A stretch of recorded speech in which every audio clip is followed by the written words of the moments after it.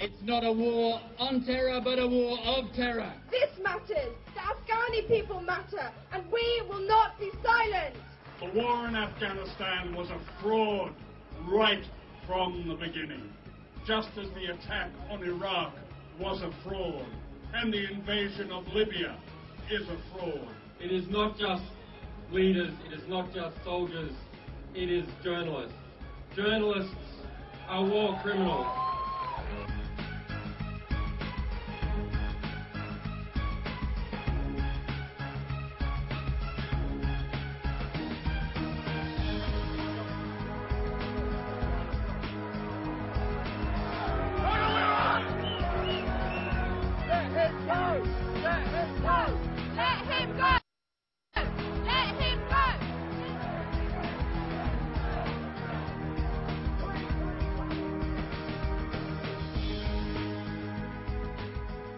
In October 2001, British and American forces invaded Afghanistan.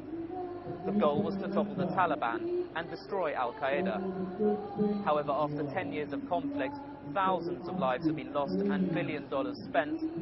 British troops are still in Afghanistan. Today, on the anniversary of that conflict, people have gathered here in Trafalgar Square to protest. We were right to oppose it in 2001, and we're absolutely right to be here today to say it's got to stop. Bring the troops home now. It's 10 years since the invasion of Afghanistan and the launch of the war on terror. 10 years on, in one country after another, we have been proved right, and the politicians and propagandists, blinded by imperial arrogance, have been proven horrifically wrong. But still they don't give up. Once again today, the United States, Britain and NATO are in action in another Arab and Muslim country, and this time it's Libya. And this time they said it would all be different. There would be no boots on the ground. The Libyans would be in charge. The aim was protection of civilians. Tell that to the thousands of civilians who have been forced to flee, who have been wounded and have been killed by the bombardment of NATO and NATO-backed forces now in the Libyan town of Sirte. Tell that to the families of the estimated 20,000 dead who have been killed since NATO intervened and vetoed one ceasefire and set of negotiations after another. Tell that to the black workers who have been lynched by pro-NATO forces across Libya. The so-called Middle East peace envoy, ex-Prime Minister Tony Blair, is calling for new wars against Iran and Syria. We do not want it. This war alone has killed, murdered 40,000 innocent civilians. 380 of our own British troops have died. We don't want it, and we cannot afford it. Because we cannot even pay for public transport. We cannot pay for voluntary services. Cuts to the elderly are happening, cuts to our police, amputations to the NHS, amputations to welfare services. And the voices of resistance are being gagged. We are being gagged and we are being silenced. Universities will become places for the few. These few will no longer be studying courses which encourage resistance or critical inquiry. These courses are being cut, amputated. Instead, the government wants students to study courses which are of benefit to society. This government wants students to study courses of benefit to the status quo. We are being gagged and protesters are being punished. The Whitehall kettled us like cattle, student and child protesters. But on September the 8th, the High Court ruled that the Metropolitan Police acted lawfully. They acted lawfully to stop us and try to silence us. They can do what they like, but we will not be defeated. Martin Luther King says, "Our lives begin to end the day we become silent about things that matter." This matters. The Afghani people matter, and we will not be silenced. I am in my cosy, warm room, preparing for sleep. Suddenly, the scene changes. I am back in 1914, nearly 9 years old. The lives have changed, but they continue. May peace in the world prevail. It's now becoming fashionable not just to criticise the Iraq war and occupation, but to raise doubts about the Afghanistan occupation. Even some Tories are expressing their doubts. On BBC's Question Time last night, Max Hastings said that it's time to withdraw because the war is not winnable and has been a waste of the lives of 300 dead British soldiers. What he has to be reminded of were the deaths of over 10,000 Afghanis and over 100,000 homes and sanities of Afghan people that has been destroyed. He needed reminding of that, and we shouldn't forget it. What is remarkable about these late converts to ending the war is the way they still strain everything to justify the interventions in the first place. Removing a terrorist government, bringing democracy to Afghanistan. None of them can bring themselves to utter the word imperialism and let that slip from their tongue, because that's what all of these wars have been about. If anyone tells you the war on Afghanistan was about liberating women, slap them. Slap them with a shovel, slap them with a sledgehammer, just slap them. After 10 years of war in Afghanistan to liberate the women of Afghanistan, I think it's safe to say it was a giant flop, because now Afghanistan is one of the worst places in the world to be a woman. So, one giant flop. They had the audacity to label it as Operation Enduring Freedom. I find that quite hilarious. It's like a paedophile labelling his mission as Operation Children's Rights. So if 9/11 taught us anything, it should have taught us the sanctity of human life, not how to bomb the house of Afghanistan, Iraq, Libya, dropping drones in Somalia, dropping drones in Pakistan. 10 years ago, we came here and we declared that any war, any attack against Afghanistan will never be in our name. At the time, the government and our detractors accused us that we didn't want for the Afghan people what we enjoy and take for granted ourselves. They accused us that we did not want them to live in a state of democracy. They accused us that we did not want for them freedom, liberty, that we did not want for their children proper education, that we did not want for their women liberation and freedom. That's what they accused us of. Brothers and sisters, we live in different times 10 years on. We now see a shifting, a changing landscape and a changing terrain. The barren land of the Arab world has moved and mobilized. People are now rising because we, the anti-war movement in the West and here in Britain, gave them the inspiration that coming together, raising their voices, can change their realities. We saw what happened in Tunis. We saw what happened in Egypt. Let's make absolutely sure and absolutely clear that the people who rise against their dictators never, ever have to resort to asking for the West to intervene. Let's make absolutely sure to stand side by our Syrian brothers and Yemeni brothers, so that they never, ever have to ask for the intervention of NATO, Britain, America, or anyone else, but they change their realities by themselves. Let's be clear, we're all, each of us, paying for it ourselves. Every time they make a cut in public services, the money they save goes into the war. Every time you go and buy anything in a shop that is taxed, the taxation is used to buy bullets to kill people in Afghanistan. So this is a very personal responsibility that we all have ourselves for what we do, and everything in this war is our responsibility.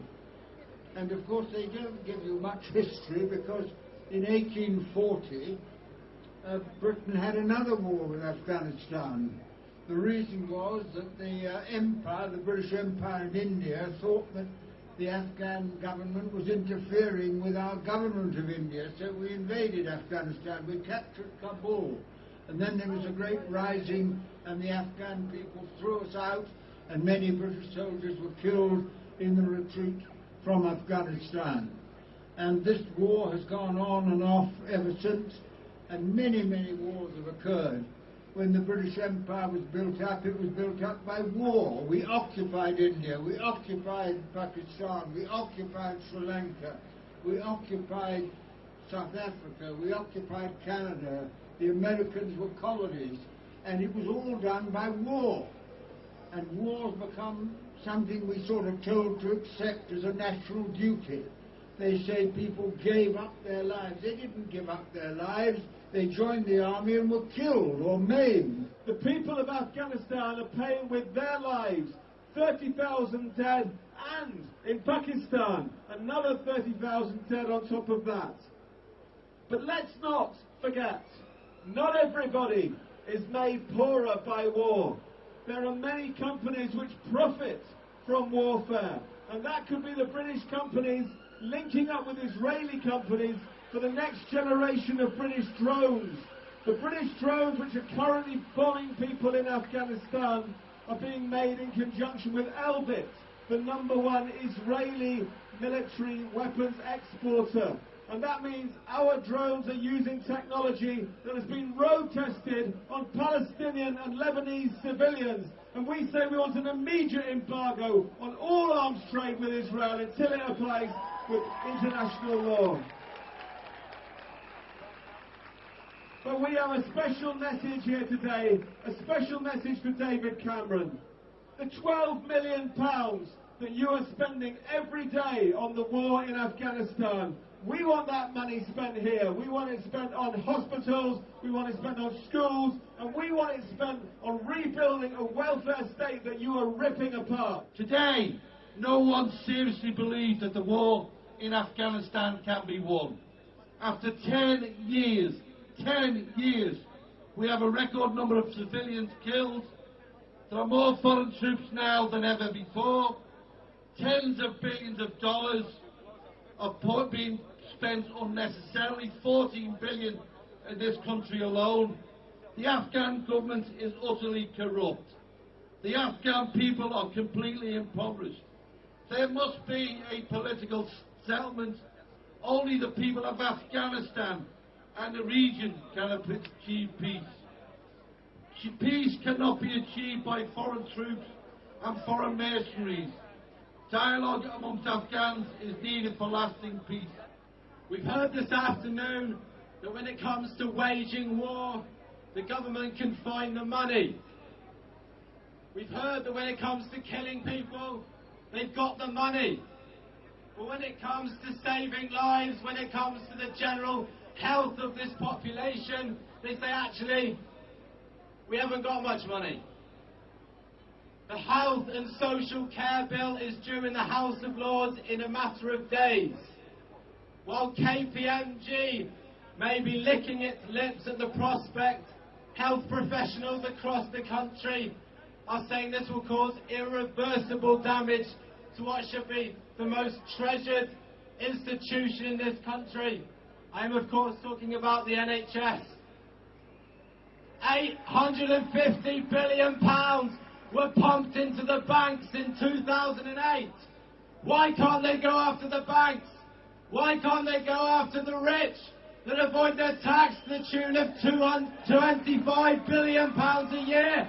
Why can't they cut the war? Why are they going after the NHS? That's my grandson, that's Kevin. He was killed not by Afghanis, but by the British and American governments. They have the total responsibility for his death.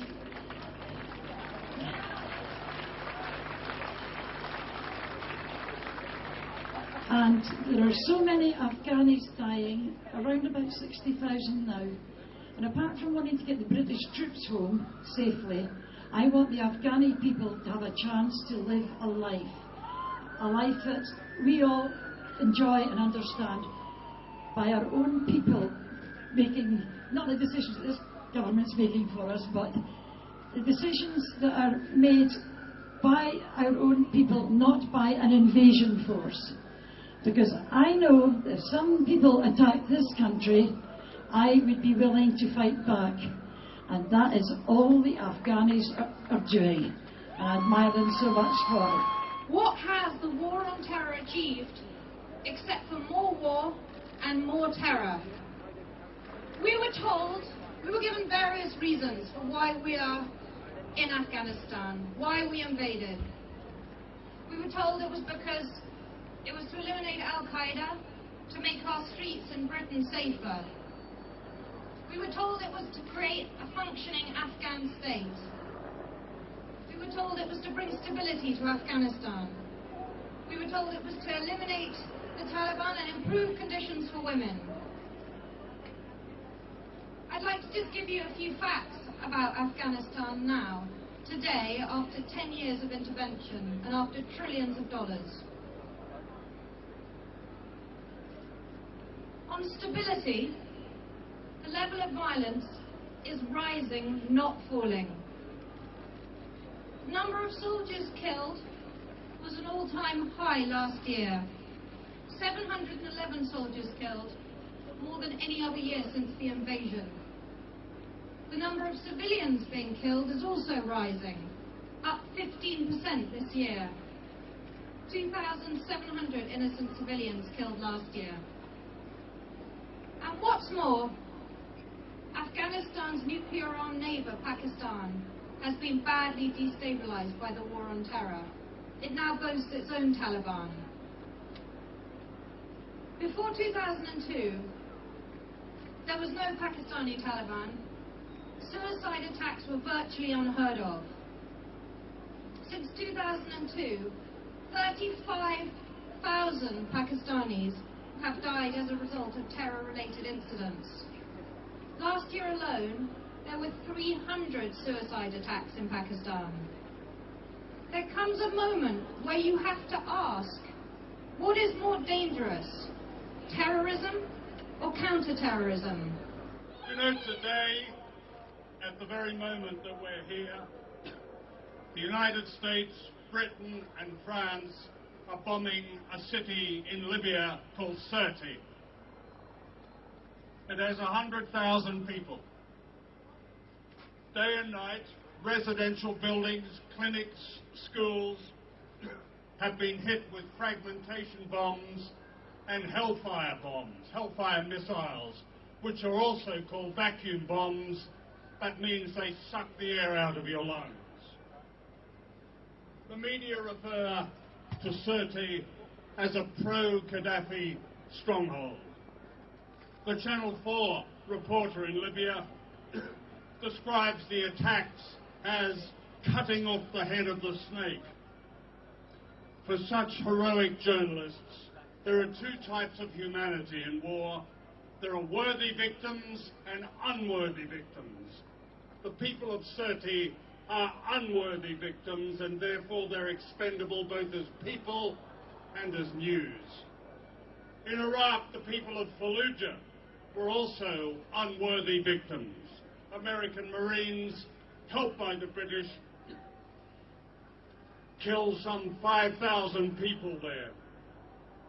Last year, I used footage of what had happened in Fallujah in a film of mine. It was shocking. It was almost a vision of Hiroshima. Not a frame of this film was broadcast when all this happened 6 years earlier, although it was offered and it was rejected. As Harold Pinter would say, and he often spoke up here, none of it happened. It didn't happen even as it was happening. It didn't matter.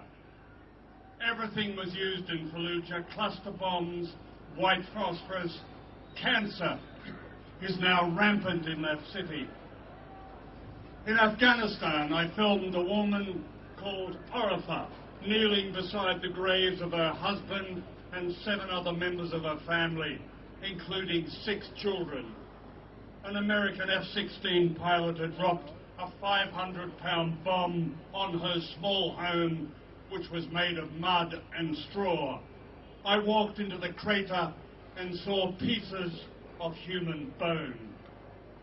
We've had 10 years of such crimes that didn't happen, that didn't matter. 10 years.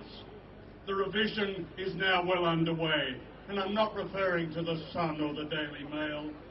Yesterday, The Guardian said that the invasion of Afghanistan was understandable, and to wage a short war was unavoidable. Understandable, unavoidable, no mention that Al-Qaeda had left Afghanistan when the invasion began. No mention that the Clinton administration had been secretly dealing with the Taliban regime for an oil pipeline, even inviting the Taliban on a secret trip to Washington. No mention that the Taliban were lavishly entertained in the Texas mansion of the CEO of the oil company Unocal. No mention that the attack on Afghanistan almost certainly had been planned before 9/11, as Pakistan's Foreign Minister Nayaz Nayar later revealed. He was told in July of that year that Washington had decided to get rid of the Taliban regime because they were unreliable. Some people who ought to know better swallowed the lies about Afghanistan being unavoidable, understandable. Many in the women's movement in the United States listened to Hillary Clinton lie that an attack on Afghanistan would liberate women. When this excuse wore thin, drugs became the issue. No mention that the Taliban had actually eliminated the opium trade. Today, young people on the streets of British cities are addicted to heroin thanks to British and American deals that allowed their favourite warlords to restore the opium trade. Look, the war in Afghanistan was a fraud right from the beginning, just as the attack on Iraq was a fraud, and the invasion of Libya is a fraud. According to evidence published in France, but not in this country, the so-called National Transitional Council in Libya promised to grant 35% of oil concessions to the French company Total in exchange, and I use the term they used the term rather, in exchange for France's military involvement. And here's David Cameron boasting that Libya is the model for humanitarian intervention all over the world. Your presence today, you should never, ever underestimate this. Your presence today is so important because you and millions like you all over the world represent decency, sanity, outrage. The Camerons, the Blairs, the Straws, the Obamas, the Bushes represent extremism. They are the enemy. For what,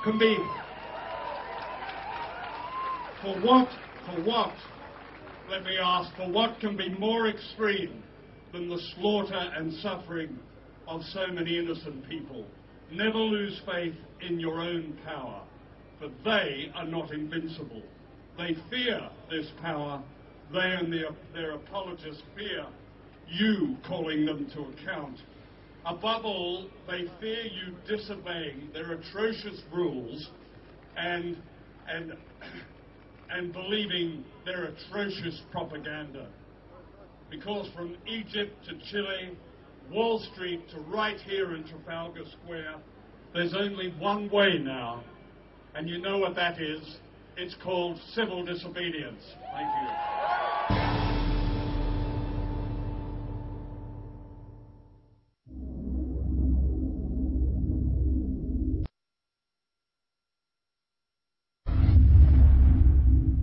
Leaf Windows UK, the company with the widest choice in double glazing, from UPV.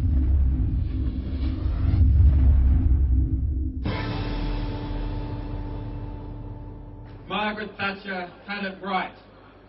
There is no society anymore. What there is a transnational security elite that is busy carving up the world using your tax money. To combat that elite, we must not petition.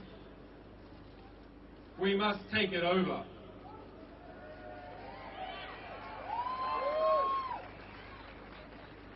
We must form our own networks of strength and mutual value, which can challenge those strengths and self-interested values of the warmongers in this country and in others that have formed hand in hand an alliance to take money from the United States, from every NATO country, from Australia, and launder it through Afghanistan, launder it through Iraq, launder it through Somalia, launder it through Yemen, launder it through Pakistan, and wash that money in people's blood.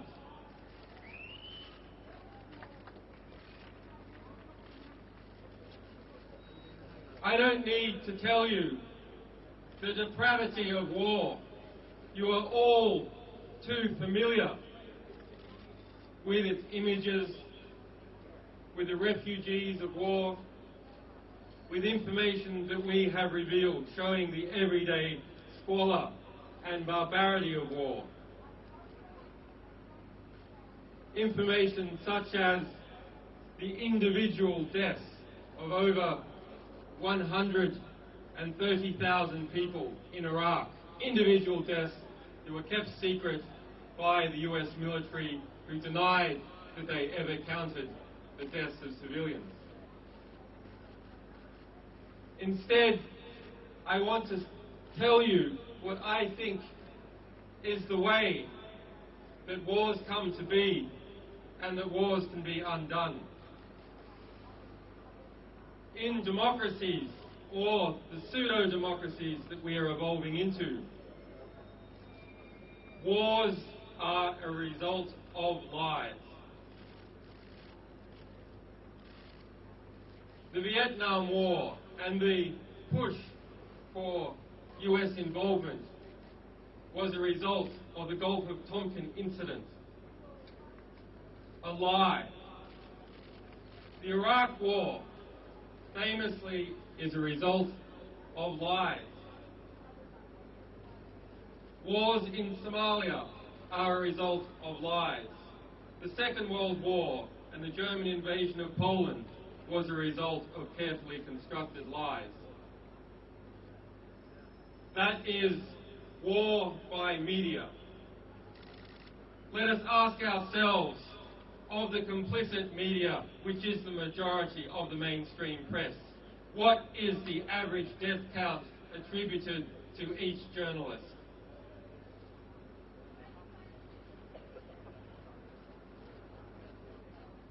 When we understand that wars come about as a result of lies peddled to the British public and the American public and the publics all over Europe and other countries, then who are the war criminals? It is not just leaders, it is not just soldiers, it is journalists. Journalists are war criminals.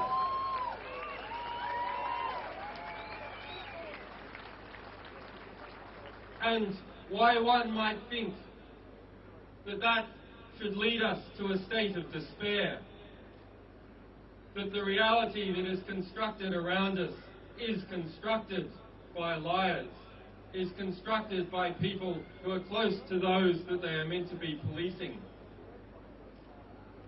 It should lead us also to an optimistic understanding, because if wars can be started by lies, truth can be started, peace can be started by truth.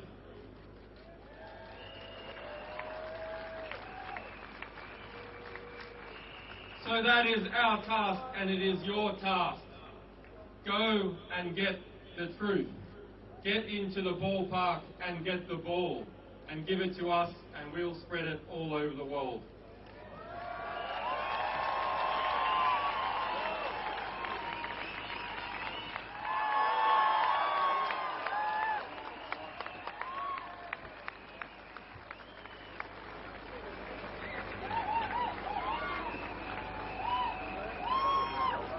What I do know is that there have been a lot of casualties in this war, mostly not ours, mostly Afghanis, and I think how can you put a price on that? You know, do you balance these things up, saying, well, they got a little bit of democracy, did cost them 50,000 lives, but they got a bit of democracy? You know, I don't know. It doesn't make sense to me.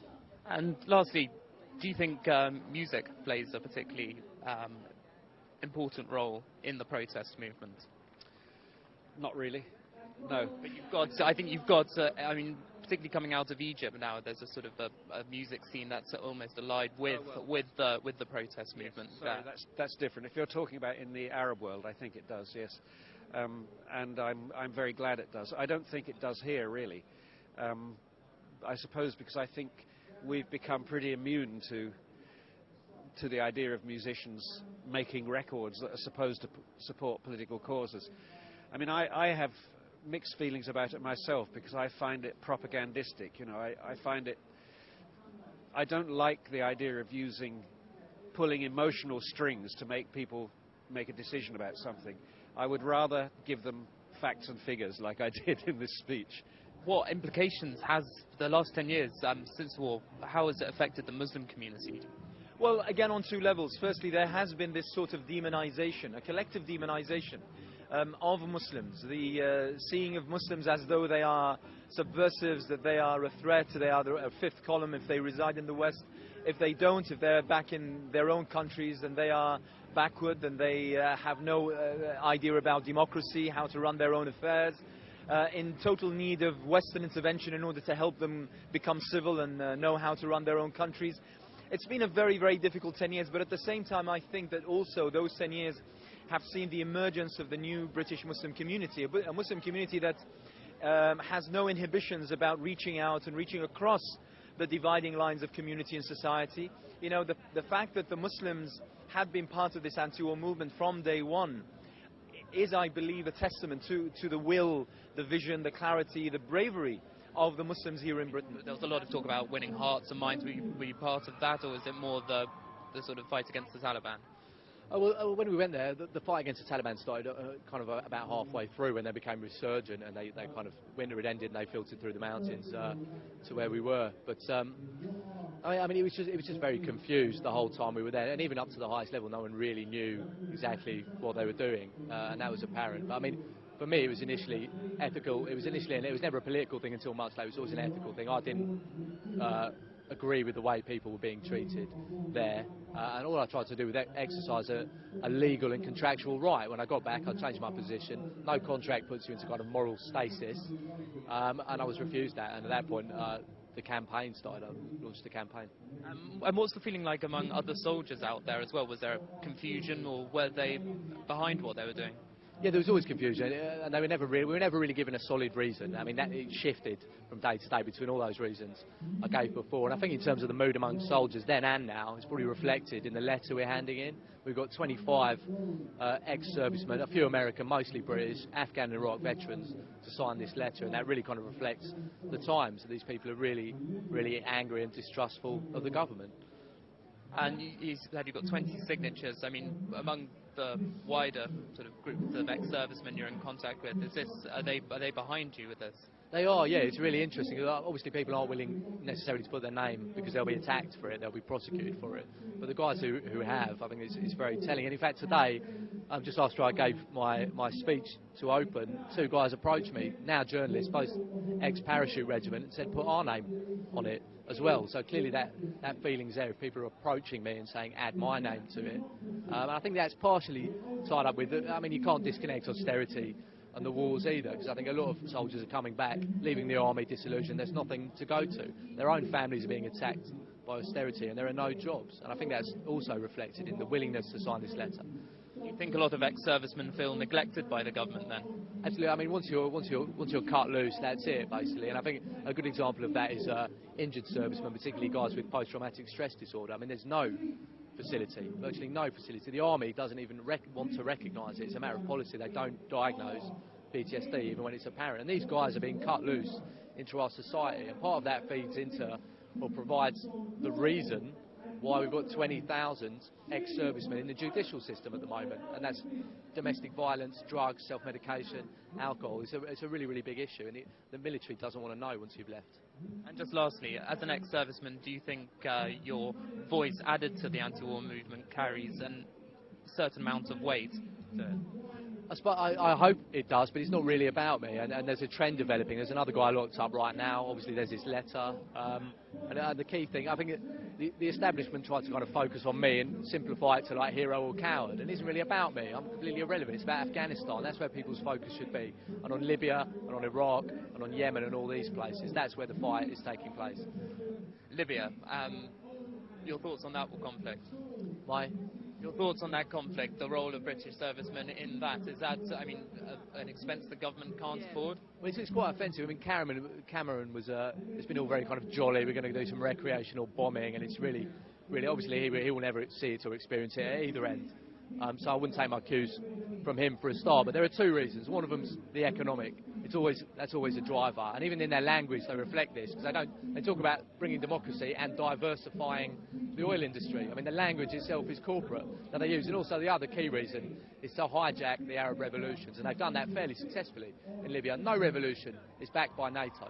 No revolution is backed by NATO, that's a fact, and you have to take those key points and look at them when you frame Libya and what's going on there. What can people take away from today's protest? Grief for all the people who've been killed and dispossessed, and their country savaged by more war, and grief in this country from all the soldiers that have been killed. Absolutely a waste of human beings, a waste of resources, a waste of everything. A very bad colonial war. It's clear that most recent severe wars, such as the Iraq War, have started as a result of lies promoted and amplified by mainstream journalists. It's also clear that without lies in a democracy, war rarely occurs. Therefore, we should ask the question of the deaths that occurred in Iraq and other countries that have of the deaths that have occurred in Iraq and other countries in wars that have been started by lies. What share of those deaths lay at the feet of journalists who have abused their position and abused their responsibilities to promote illegal wars of aggression? So do you think then that there is a sort of a client relationship between sort of elements within the political classes and the media? For mainstream press organizations such as New York Times, CNN, The Observer in the United Kingdom, Times and so on, they grow to a position of power that means that they come to the table of power, socially, in terms of shareholdings and so on. They are at the table with the political elite, and they grow close to its interests. And the political elite is always close to the military and intelligence elite whose services it depends on. You're finally coming clean, Mr. Blair, is this right? Well, yes, I have to face the truth sooner or later. Well, the speeches have now finished in Trafalgar Square, and we're going to go and join the demonstrators as they make their way down Whitehall, past the government offices to Downing Street.